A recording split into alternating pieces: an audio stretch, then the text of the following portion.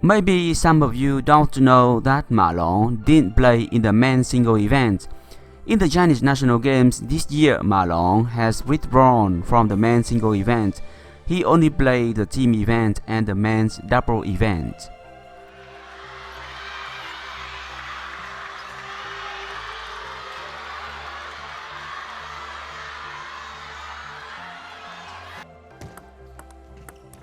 摆到正手短，樊振东最后这球有一点擦网，樊振东大心脏啊！6比10落后的情况下，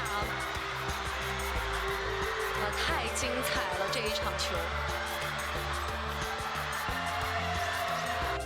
马龙发球，中路短球，樊振东率先上手，马龙加力，哇！樊振东又是胸辩直线。 关键分上依靠自己的招牌得分手段，张超一直在喊啊，不要保，不要保，要相信自己。这时候就是看两个人谁更相信自己，谁更敢出手，谁能够更主动。这一下变得太坚决了，哈哈，张超。 指着自己的胸口啊，一直说相信自己，去发挥。哇！接发球，樊振东拧到马龙的正手大角度，这样3比2，樊振东逆转了第4盘比赛。那么广东队从而也是以3比1战胜了北京队，获得了本届全运会男子金牌，男子团体的金牌。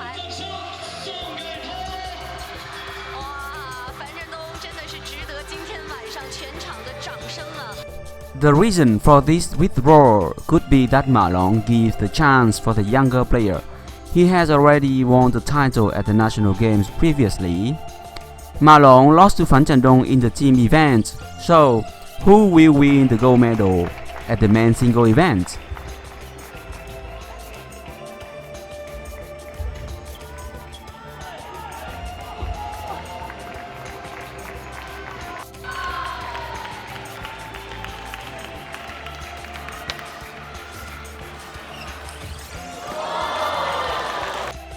The gold medal is a battle between Fan Zhendong, Liang Jingkun, Xu Xin, Lin Shudong.